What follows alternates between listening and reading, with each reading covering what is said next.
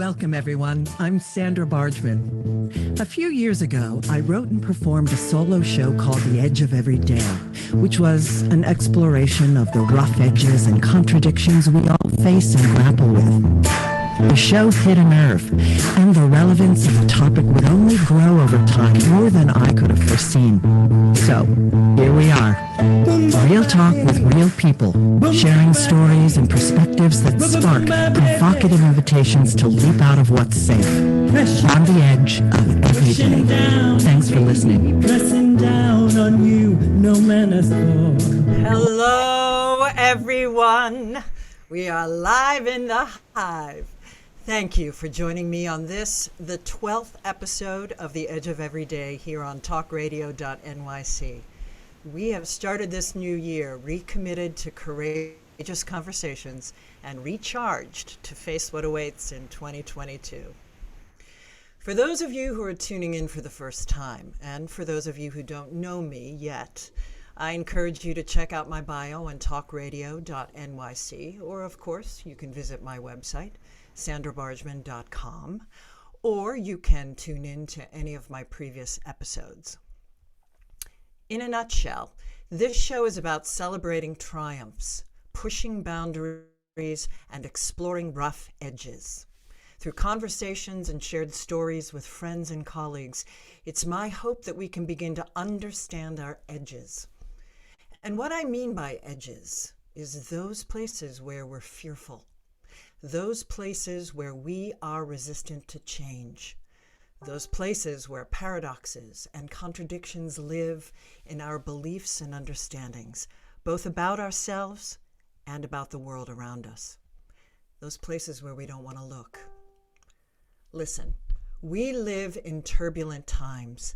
We are assessing and reshifting, and we are coming to understand that life isn't black or white. It must be an embrace of both. And the more we recognize our own edges and get real about them, the more we can help others to do the same. And that, I fully believe, can help to change the world. So, thanks for tuning in. And without further ado, it's time to introduce our guest this evening. Jennifer Kauffman is a best-selling author, award-winning results coach, inspirational speaker, executive producer of Emmy award-winning films, and trauma survivor of the 2013 Boston Marathon bombings. Jennifer is the owner and chief results officer for the Results Group. She has over 24 years of business experience ranging from family-owned and operated businesses to working for Fortune 100 companies. In 2011, Jennifer received the Stars 40 Under 40 Award as an emerging leader in her community. In 2017, Jennifer received the Quilly Award for her contributions to Jack Canfield's best-selling book, Mastering the Art of Success. She was inducted into the National Academy of Experts, Writers, and Speakers in 2016. In 2018, Jennifer launched her book, Shattered, in which she shares her personal story and journey of healing naturally from the 2013 Boston Marathon bombings, for which she received a 5 Firebrand Award. Jennifer also received a 5 Firebird Award for her book, Be Courageous, a collection of inspiring real-life stories designed to teach young people about how to face adversity. She is the producer of the Telly Award-winning and Emmy-nominated Broadway show Dream Big, Rudy Rudiger Live, and the executive producer of 4-time Emmy Award-winning film A New Leash on Life, The Canines for Warriors story. In 2021, having founded Rise and Thrive Productions, she produced and directed the transformational film There's Got to Be More to Life, a documentary that tells the story of her traumatic experience as a survivor of the Boston Marathon bombings, but more importantly, the journey of healing she has taken to ultimately rise and thrive and to inspire others to do the same. Welcome, Jennifer. Thank you, Sandra. It's a pleasure being with you tonight. Ah, it's so great to have you here. I have been so excited for this conversation, and folks are going to be blown away by your story. And hopefully, we'll be running, not walking, to be watching this incredible film that my husband and I watched not once, but twice. Fantastic. Thank you.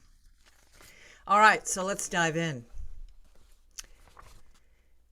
It's April 15th, 2013, in Boston, Massachusetts, a day like any other. You wake up that morning feeling a little unsettled, perhaps a glimmer of intuition that something of import was afoot. You had plans to be a spectator at the Boston Marathon that day. So tell us about that explosive day and event, and perhaps start a little bit with your life leading up to that day, your work, your successes, etc. Yeah, so I'm born and raised outside of Boston. So I went to grad school in Boston. I worked in the city for years. So Boston was like my backyard. I had never been to the Boston Marathon before. Frankly, I didn't have a desire. I love sports, but I'm a team sports, like, running behind a white ball. Long distance running is not my thing. Well, and crowds. Hello, crowds. Yeah. But a dear friend of mine, her son was running for the first time. And because I know my way around Boston, she asked if I would accompany her. And I said, sure, absolutely. And when I woke up that morning, I did feel unsettled. And I had this sinking feeling that I didn't want to go to Boston, but I didn't understand why. And I wasn't privy to any other information. Yeah. I remember sharing that with my mom at the time. And she said, you don't have to go. And I said, no, I made a commitment to my friend. I'm not going to let her down. And I had no idea. What was about to unfold. But the day started out really great. We started out at the starting line. We watched everybody from the disabled runners to the last sea of runners passing by. We ventured into Boston. We were about, 15, 20 feet from the finish line. And just imagine being packed in like sardines. The crowd is electrified, right? Just happy-go-lucky, like announcing, music in the background. And then out of nowhere, literally out of nowhere, the first of two explosions went off. And what is really surreal is that I distinctly remember that the crowd that was electrified and literally like screaming with cheer became silent for a moment. And I could hear the glass of the building behind me hitting the pavement. Oh my God. The announcer stopped announcing. Literally, time stopped. And then the rest is just, beyond what words can describe, to be honest. It was a life-changing moment. In that moment, my whole world was shattered, and life as I knew it was over. Completely shattered. And life as you had known it had been, you said it was, you were at the height of your career. Things were going great. You were having successes. Talk a little bit about that. Yeah, I had left the corporate world. So I started my career in the corporate world working in investment banking and finance, and had a really great career, but I wasn't fulfilled. So I left the corporate world in my mid-30s, seeking like fulfillment, frankly, and more purpose in my life. So I decided to start my own coaching and consulting business. And I predominantly served small and mid-sized companies. And I started that business in 2007, just before the recession of 2008. Now, if you know anything about business, statistically, they say in the first 5 years, it's very a small probability of business owners will make it past 5 years, statistically speaking. And I was aware of this when I started my company. And what was fascinating was I've had such great mentors in my life: Jack Canfield, Wayne Dyer, Tony Robbins, to name a few, Marcy Shimoff, and a bunch of others. And I had this awareness at the time that we don't have to, we create our reality, number one. And what happens in the outside world really is none of our business unless we make it our business. And so I felt humbled and inspired to basically make sure I could do everything in my power to make sure my clients in 2008 would make it through that period of time. And every single one did. Some barely got by, to be candid, but others, what I noticed was some grew a little bit and others actually grew quite extensively. And I was like, wow, what is that about? And it was really about how they embraced the environment and how they pivoted to meet what was happening. And so, but every single one of my clients actually made it through that year. And statistically, that's unlikely. And so fast forward 2012, I came off my best year of business and all of my clients had record-breaking years. So I decided I'm going to take a couple of months off, January and Feb, and just basically just celebrate my accomplishments and more importantly, just kind of recharge. I wanted, at that stage, I was looking to pivot. I wanted to get more into public speaking and I wanted to write my first business book.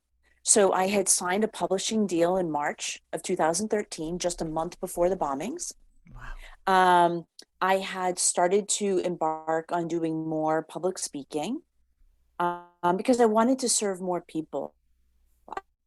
I wanted to share what I had learned, not only in the corporate world, but in my own business and how to help more people. And so that was what I was going to do. And then the bombings happened and all of that just went on hold. Exploded. Literally. Quite literally. Literally. The symbolism of that is amazing. And then the symbolism of boom, this explodes. Now tell us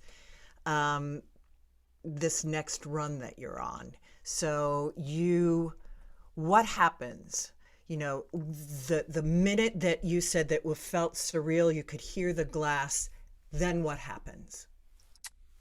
What happens next is the crowd just went into sheer screams for help. It was just complete pandemonium. At that moment, I thought it was a gas explosion. I wasn't aware because it felt like the explosion came from the building behind. Now, everything slows down. In my mind, I would have said minutes had taken place, but in actuality, there was only 12 seconds from when the second bomb went off. Wow. Yeah. But something happens when we're in those types of experiences. It's just like literally everything slows down to, and I remember so much about that moment in time. And I witnessed and heard things that no human being should ever have to witness and experience. And I honestly, in the beginning, you're like, wait a minute, like you think you're in another reality, right? You're like, is this really happening to me? Yeah.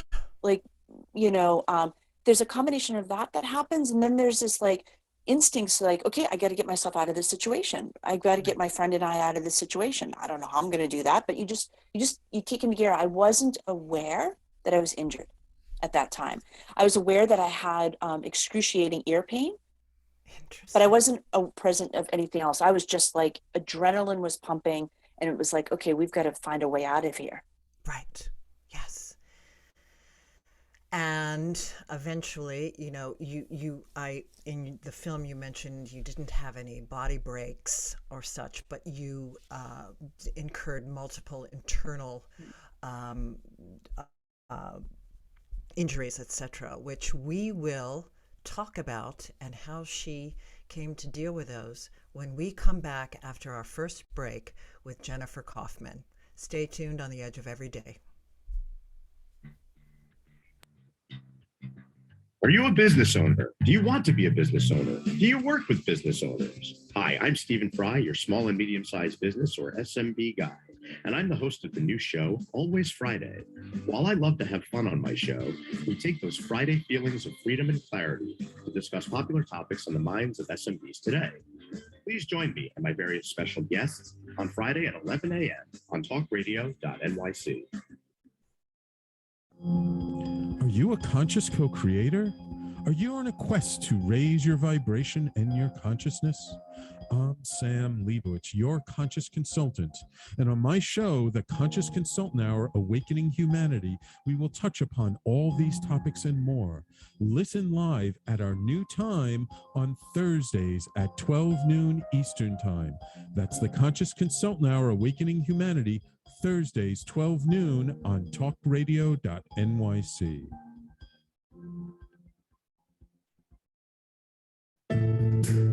Are you on edge? Hey, we live in challenging, edgy times, so let's lean in. I'm Sandra Bargman, the host of The Edge of Every Day, which airs each Monday at 7 p.m. Eastern Time on TalkRadio.NYC.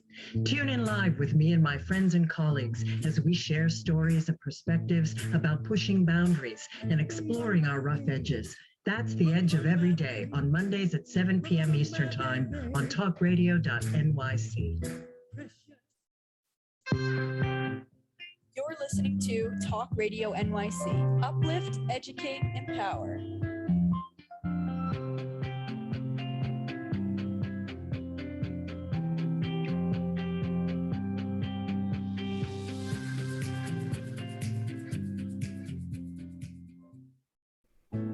Chipping around, kick my brain to the ground. These are the days it never rains, but it pours On the edge of every day, and we are back with Jennifer.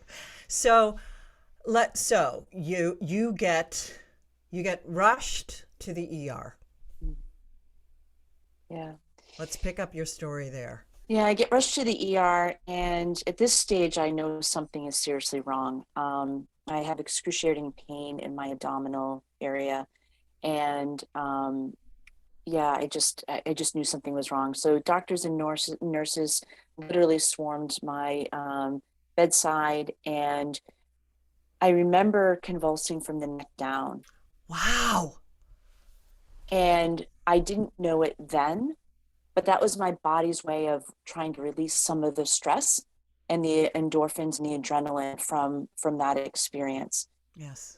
But what had happened, because the doctors and nurses were fearful that I was going to fall off the bed, off the gurney, that they restrained me. And in that moment, I felt trapped. I don't quite know how to describe it, but I felt like, everything was just being held inside. And that, coupled with a whole host of tests that they had done, just was an equally traumatic experience for me. Just imagine, you have this experience that no one ever prepares you for. And coming from New York and having lived through 9/11, you have a sense of this. Mm-hmm. It's different, but yet similar. Nobody plans for this. And for me, it was like life was flashing before my eyes. I didn't know if I was going to live to see the rest of the day. The doctors were very concerned. My heart rate was through the roof, and they thought I was going to have a heart attack, and all this stuff was just going on with my body. And I was struggling to make sense of it all. Mm. And at one moment, most of the doctors and nurses had left my bedside to go check on my test results. And there was a semblance of quiet. And in that, I heard an inner voice that said I needed to learn how to heal naturally, something I had no prior knowledge of to do. I told you my background is in business. I went to school for economics and accounting and, innovation and technology. I don't have a medical background. I don't have a healing background. I don't know how to do this. But there was something about that inner voice that made me listen. And your willingness to go with it, to trust that instinct. Yes. And I will tell you, and this is where there's there's signs and synchronicities all around us. If I didn't have a traumatic experience at the hospital, now please, the doctors and nurses were amazing. They did the best they could. But for me, I was like, I don't want to be here if this is going to be the last minutes of my life. And so, because of that experience, I think it was a little bit easier for me to make the decision, a bold decision that nobody else wanted me to make. Oh, I'm sure. Like the doctors and nurses wanted me to stay, my family wanted me to stay. And I was just like, no. And so this was my edge, because I was like, I had to trust myself over everyone else. And I got to tell you, there's a little backstory to this so you understand it. The irony is that most of my life prior to the bombings, I had been running from myself and running from my past traumas because I didn't know how to deal with them. They were bigger than I could handle. And I suffered from a lot of panic and anxiety disorder and depression, on again, off again, from a teenager up until my 30s, actually. And I was on and off different types of medication and all of that. Fast forward, I reached 40. I was 42 when the bombings happened. So I reached 40 and I'm like, I'm not feeling as great as I had been feeling. And so I ended up getting some tests done. And as it turned out that my body was actually, particularly my liver, wasn't as healthy as it should be because of all the medications I had been on over the years. And so I had that awareness and I had that understanding going into when the bombings happened. So now I'm being faced with, I can have all these types of drugs and medications and stuff like that. More, exactly. And for me, and I think that there's a place for medicine. I do think there's a place for medicine in an acute way, but not when, for me, I was told I'd be on these medications for the rest of my life. And they didn't really make that much of a difference. And I'm like, I don't want to be on this stuff for the rest of my life. So fortunately, I had come off those medications in my mid to late 30s. So now I'm like, the last thing I want to do is go back on this kind of stuff.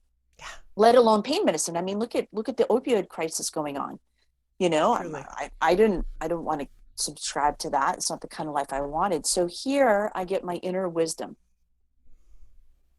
And I take that very edgy first step. Very edgy first step. And you move into, now, you did a whole plethora, and those of you who are listening and going to watch the movie, of course, Run, Don't Walk to watch this movie. She goes through and has some of these as part of the storytelling, and her cast members, the people that she worked with. So tell us, of course you didn't know how to, lots of people don't know how, but they've put their toe into some sort of natural homeopathic modalities. Had you ever had any of the treatments that you tried? Okay, there was three things that I had done before. Chiropractic care because of sports industries. So I had been accustomed to chiropractic care since I was a teenager, actually. Okay. Nutritional, I had seen nutritionists before. I wasn't seeing one at the time the bombings happened, but I had seen one before. And traditional therapy, like, seeing a psychologist. Yeah.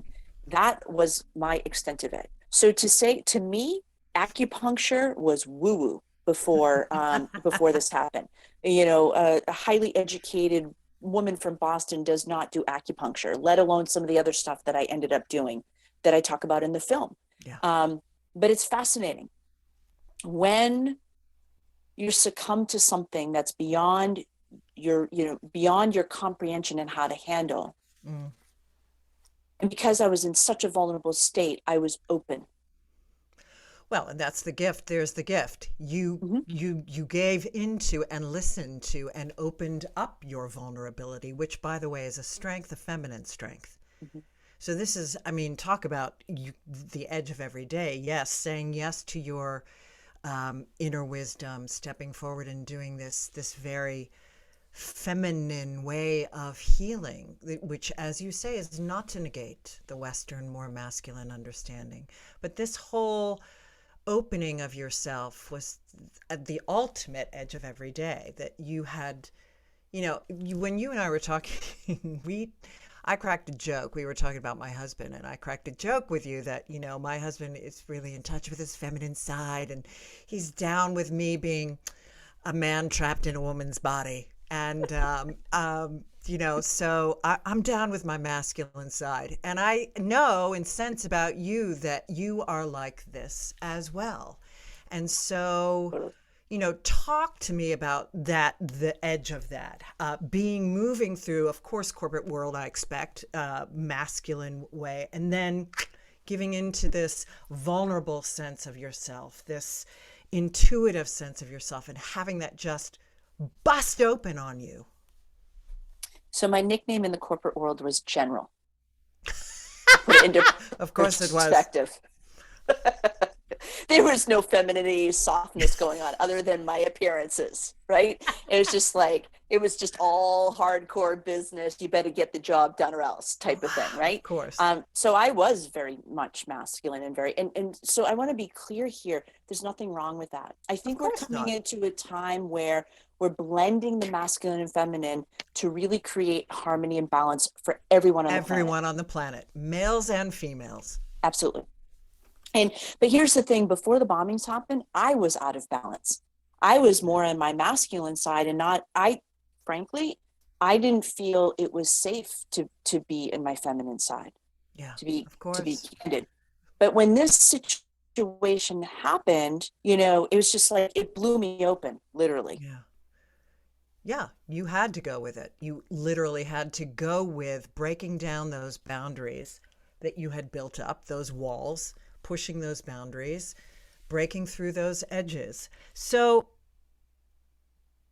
what did you do? How did your next year go? How did your relationships go? What did that look like after you're taking your steps into this? What did that look like?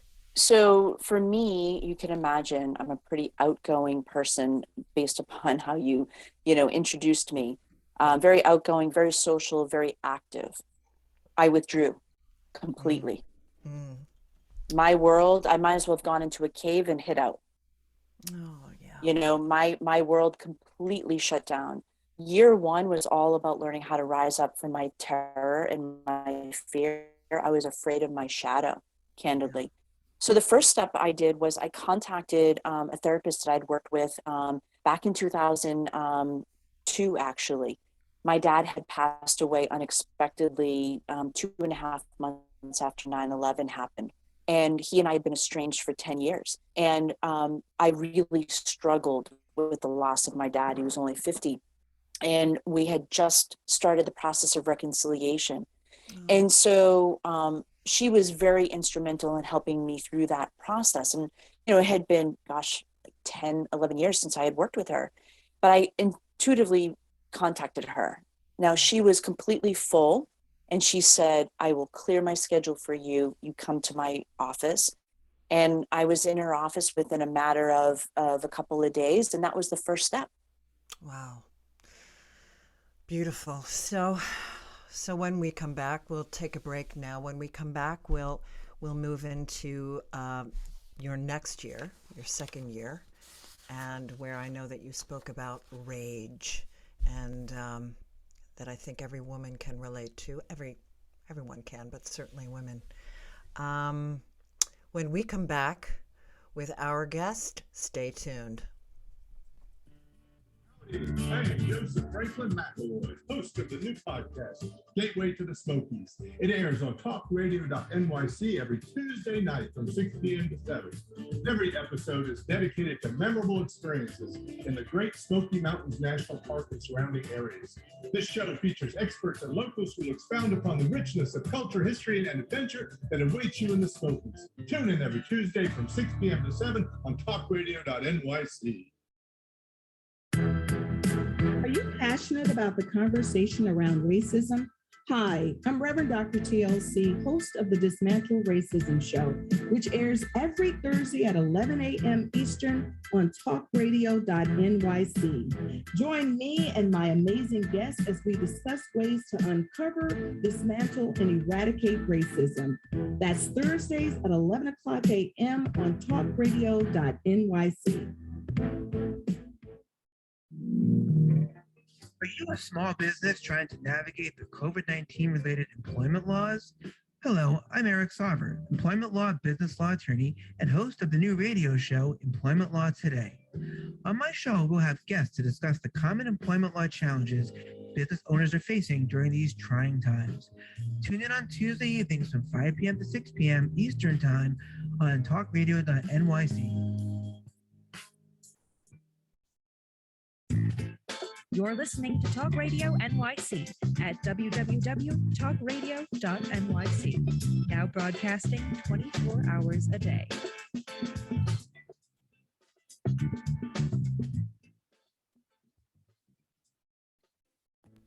Tipping around, kick my brain to the ground. These are the days it never rains, but it pours on the edge of every day.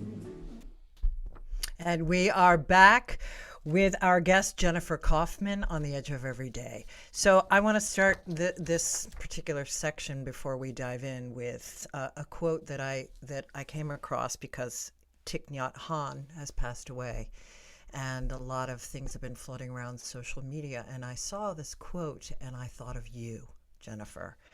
And this, for those who don't know who Thich Nhat Hanh is, he is a much beloved Zen Buddhist master and teacher. And this was the quote: "Letting go gives us freedom, and freedom is the only condition for happiness. If in our heart we still cling to anything, anger, anxiety, or possessions, we cannot be free." And of course, that made me think of you and your quest for freedom and your dealing with anger. And I want to make sure that we get to your movie in this section. Of course, it's always the case. We can't get to everything that I have planned, all the questions I have for you. Your story is so rich and so full and so broad. And so that's why I'm at this moment going to remind everyone to run, not walk, to watch Jennifer's movie called There's totally spacing. Got to be more. There's got to be more. There's got to be more. There's got to be life. more to life.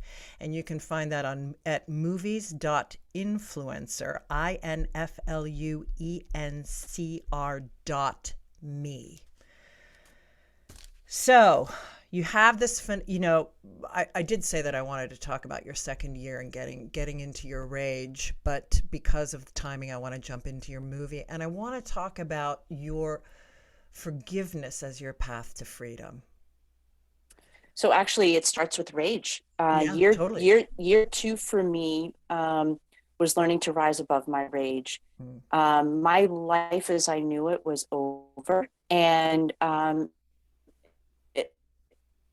year one was about the terror and the fear, and year two was literally dealing with that inner rage. And it was not anger, it was rage. And I actually used to silently contemplate what it would be like to take their lives with my bare hands, candidly.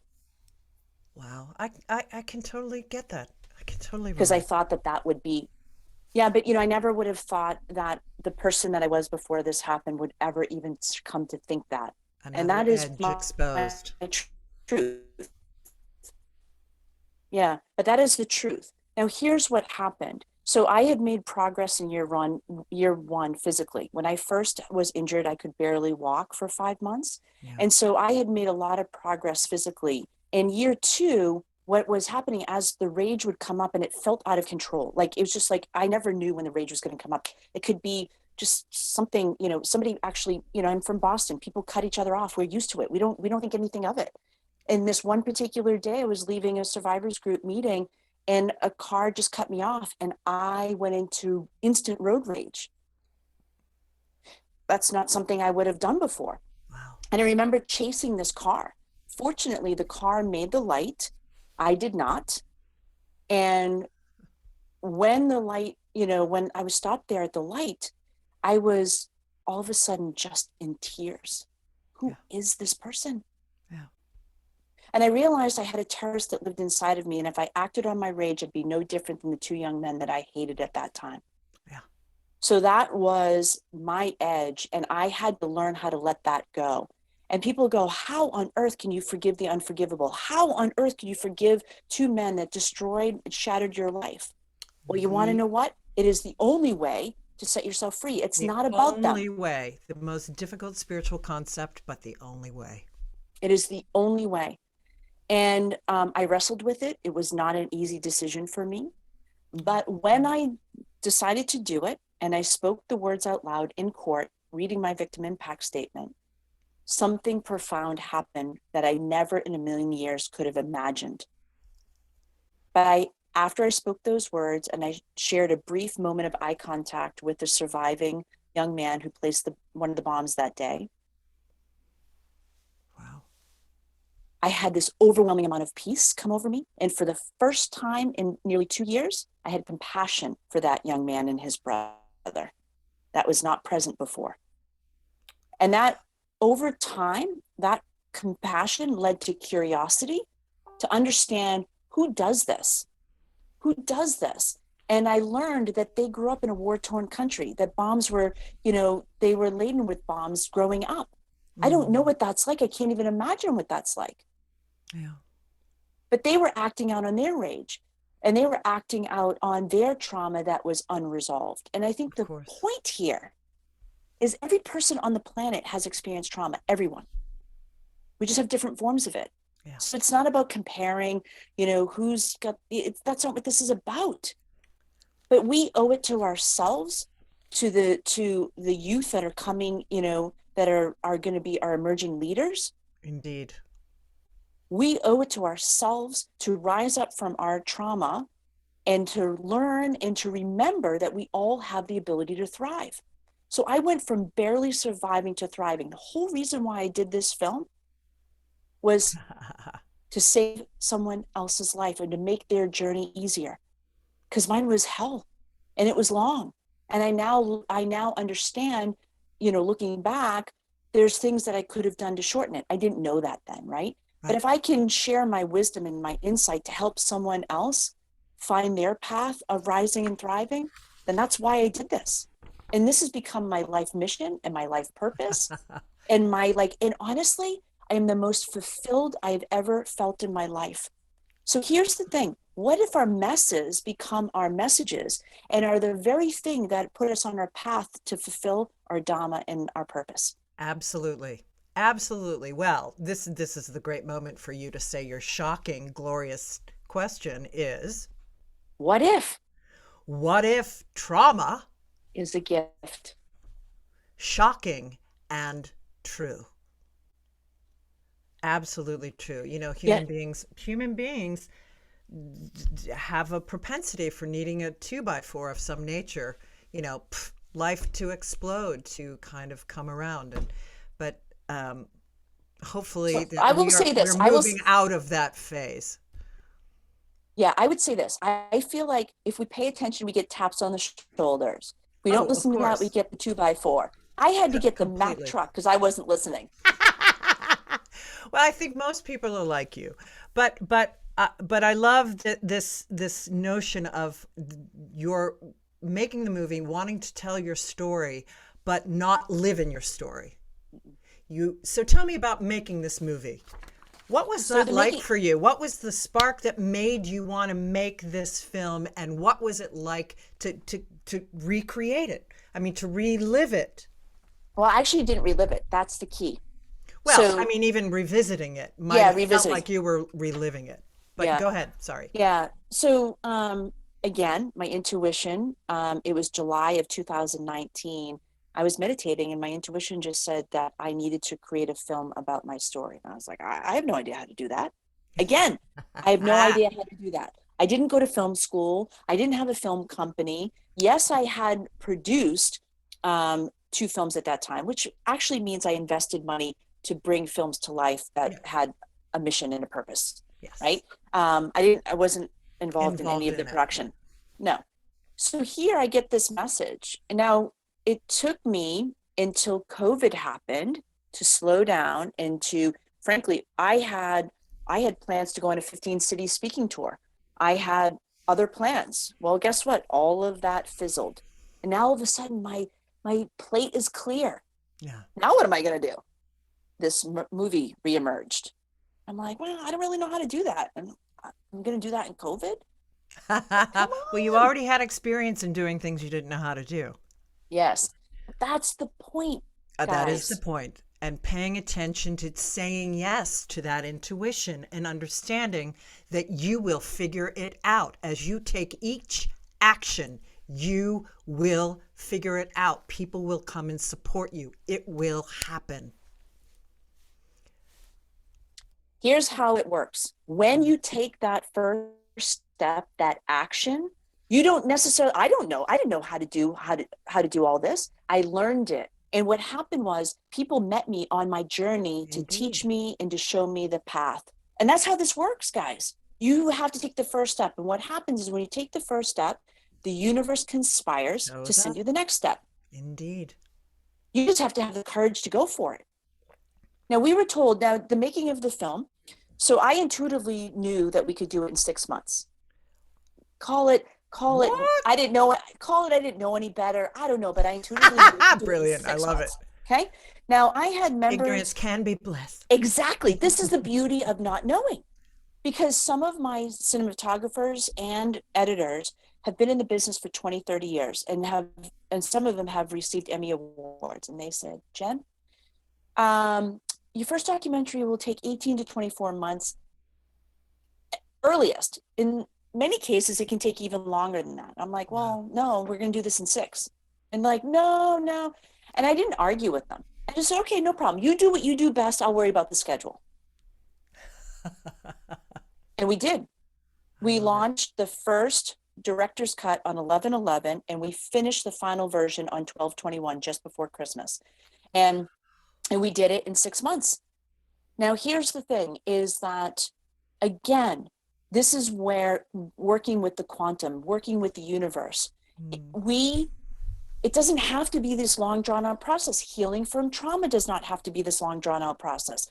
It doesn't have to be that way. In fact, Christy Whitman, one of my mentors and one of the experts featured in the film, talks about that we can shift an emotion in 90 seconds. Indeed. We just have to allow the crest or the wave of that emotion to flow through us, which is not an easy thing to do. Not an easy thing to do at all. But if we can observe it and witness it like a big wave coming up and not be afraid of it, it actually can pass. And when we start to learn this stuff, we can heal and we can actually have healthier, happier lives. Indeed. Absolutely. Well, the whole understanding of allowing yourself to sit in your emotions and the profundity of that, we will discuss a little bit more when we return after our break with Jennifer Kauffman on the Edge of Every Day. Stay tuned. Join us every Tuesday at 4 p.m. Eastern for the Mind Behind Leadership, where we focus on what leadership really means to us and to others. We have practical discussions with the CEOs of some of the world's largest companies, owners of small businesses, and experts in psychology and behavior to get that inside track, what to do, what to avoid, and what really happens. Join me, Graham Dobbin, at the new time, 4 p.m. every Tuesday for the Mind Behind Leadership, here live on TalkRadio.NYC. Hey everybody, it's Tommy D, the Nonprofit Sector Connector, coming at you from my attic. Each week here on TalkRadio.NYC, I host a program, Philanthropy in Focus. Nonprofits impact us each and every day, and it's my focus to help them amplify their message and tell their story. Listen each week at 10 a.m. Eastern Standard Time until 11 a.m. Eastern Standard Time, right here on TalkRadio.NYC.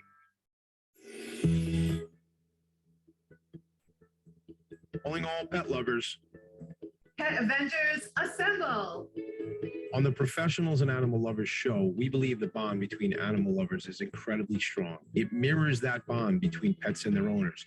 Through this program, we come together to learn, educate, and advocate. Join us live every Wednesday at 2 p.m. at TalkRadio.NYC. You're listening to Talk Radio NYC at www.talkradio.nyc. Now broadcasting 24 hours a day.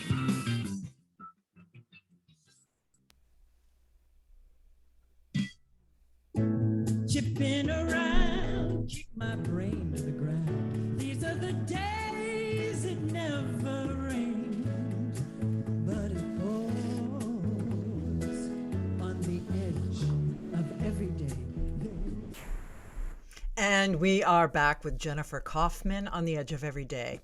So in our conversation pre-interview, you shared with me that you are a numbers gal, that life can speak to you in numbers. And you and I, Absolutely. that happens for both of us. And I also am somebody who clues in on words. As a wordsmith, words also show up in my life. And over the course of January, the word interconnected has come up over and over and over in so many conversations. So I want to just ask you, if I say, tell me how this experience has taught you about interconnectedness, how would you answer that? Please share with us.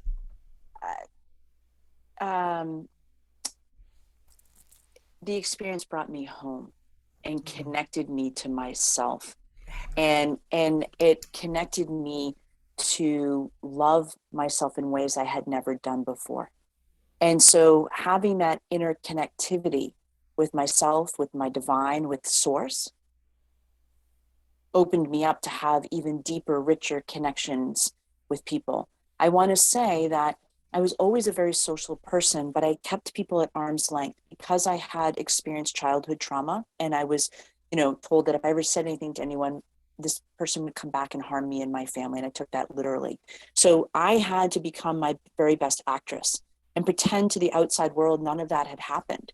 I was 11. I didn't know how to process it. I didn't know how to handle it. So I became the very best actress of my life. But to me, one of the ways I dealt with that is I kept everyone at arm's length. Yeah. Now I just connect and embrace people, and what you see is what you get. I'll share with you the parts of myself that, I've made mistakes and whatever. I'm a human being, but I'm not ashamed of that anymore. Ugh, the power of vulnerability. Yeah, and the power of trauma as a gift. Yeah. So here's the deal, is like that the bombings and some of my other traumas were horrific. And I now see them as blessings and gifts in my life. And both statements are true. Now let me share something here. I've come to understand, and it took me until after the bombings to realize this, is that because I used to come from, why is this happening to me? I don't understand. I didn't view myself as a victim, but the truth is I had victim mentality. Like, what's wrong with me? Why is this happening to me? How come I can't get it right? Really disempowering context, right? So because I was in solitude for nearly 2 years, for the most part, aside from going to and from practitioners and doctors, I was pretty much isolated on purpose. And I got really curious. What if this were happening for me rather than to me? And when I started to ask myself those questions, it led me down a different path, and a more empowering path. And it helped me understand that, wait a minute, what if trauma is a gift? What if trauma is like the manure that you put on a seed to make it grow and blossom? Wonderful. It's smelly, it's stinky, it's yucky. But if we embrace it and we learn from it, and we understand that it's designed to get us to wake up, and to pivot, and to go and embark on whatever our soul is nudging us to do, whatever that is, big or small. But you got to have the courage to go take that leap of faith. I promise the net doesn't appear until you take that step. Yeah. Got to go off the edge. And when you go off the edge, oh, Boom. it is scary and exhilarating and alive and all of that. Yeah, the aliveness of it.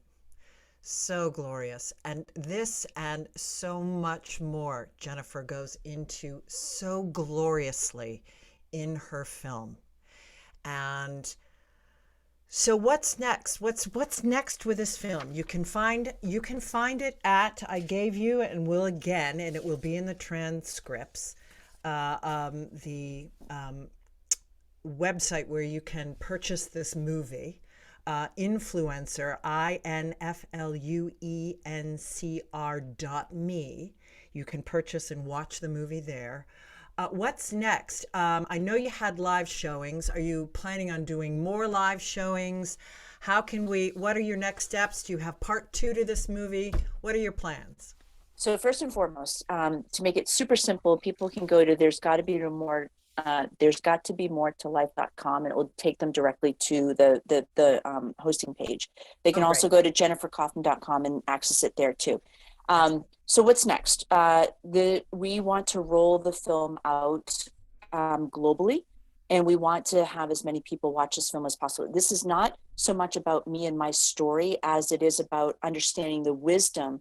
I take you through my journey and what I've learned, and we go through 20 what if statements, and I interview 14 different practitioners, doctors, and experts that are, that have helped me on my journey, and so that we could help others on their journey. Yes, create their own map. Yeah. So this is really about, if you're seeking to find your way to rise and thrive, go watch this film. So that's number one. We're taking it global. We're going to have live events. We're going to have live Q&A sessions that we're going to roll out in the spring.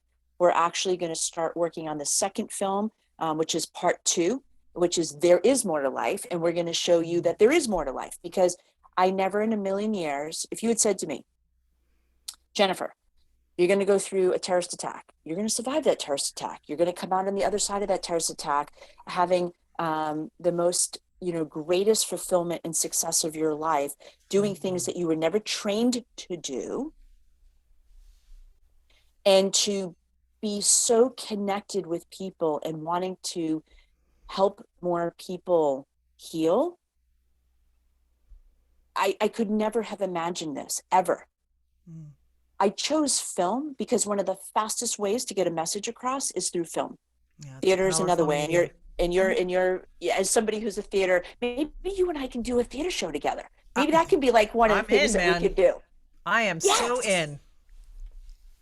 You can teach me to sing, and we'll do some sort of. Absolute. Well, no, I don't know. Or we can do a stand-up comedy routine. Oh, there you go. Rise and Thrive stand-up comedy. I think we're onto something here. How about manifestation? Don't do this, and we teach you all the ways to not do these things. Brilliant. Oh my God, I feel some physical comedy coming on. No, brilliant, but you're right. Film is a powerful, and theater and comedy, quite frankly, are powerful instruments to get the images across, get the information across, etc., etc. Do you have? We didn't touch on your book. I wanted to mention that. Do you have, for those listening in, Jennifer's book is Shattered, and she wrote this 2 years before you started work on the film, and is that different? What you discussed in there, how might that be different? I go a little bit deeper in the film. So the film is based on the book, on my book Shattered. Now, I want people to understand, Shattered and There's Got to Be More to Life may seem like dark. They're actually very inspirational pieces, because I wanted to take people to understand that you can be shattered and broken. Hey, listen, totally. This is the edge of every day. If you cannot get to your darkness, you will not get to your light. Period. You have to go in there, as you've said, feel those feelings, unearth all of those edges and all of those places you don't want to see, and embrace them and bring them in. And so they're not running you unconsciously. And then you can start making choices for the light, for the healing, for motivation, for inspiration for others, etc., etc. And that's the path. That is the path. I used to think I tried to outrun it. I tried to outmaneuver it, and it doesn't work. Yeah. So the path is through. Yeah. And what's on the other side is bliss-tabulous. I love that. That's a great word. That's fabulous. So read the book first, then get the movie, and then be ready for, what was that? Bliss-tabulous. There is more to life. There is more to life. Which is, there is more to life. Which will come out this summer. Of course. Oh my gosh. And you can see in my lovely little room that in my background, I've talked to you about my salon space here in the Catskills, where there will be a showing of this movie, potentially even a comedy routine. Certainly a Q&A afterwards. Absolutely. But we've just got a few more minutes left, so I want to make sure that everyone knows where to find you. Again, all of your books, your inspiration, your movie, all the information about the incredible work that you are doing on the planet today. It's Jennifer Kauffman with 2Fs.com. And I guess you said that there's another website that they can go to. Well, you can go to the movie directly at there'sgottobemorelife.com. Two things I want to quickly share. Those that purchase the film, they'll get a free ebook on thriving, which is going to be a basis of a course that we're going to do later in the year. And for everybody that makes a purchase of the film, $2 are going to go back to save veterans' lives, because we want to save more people's lives. We want to help eradicate veterans committing suicide and trauma. PTSD So we're and going to trauma. be giving. Yeah. Fabulous. All right. Thank you. Thank you, Jennifer, for telling your story and sharing your wisdom and your beauty and your upliftment and your rising and your thriving with us this evening. It's been such a pleasure to have you. It's been a pleasure to be with you. Now I can't wait to be in the stage behind you. And I am so looking forward to more. And so the stage behind me, theplumth2.com. I've got two lovely little quotes to say goodbye with. Freedom lingers at the edge of your fears, Claire Michelle. And remember, you are always at the edge of the miraculous. Thank you again, Jennifer, for being with us. And thank you to all of you listening in. Be with us next Monday at 7 p.m. Eastern Time. Till then, lean in, edgy ones. This is our last dance. This is our last dance. This is ourselves under pressure. Under pressure. Under pressure.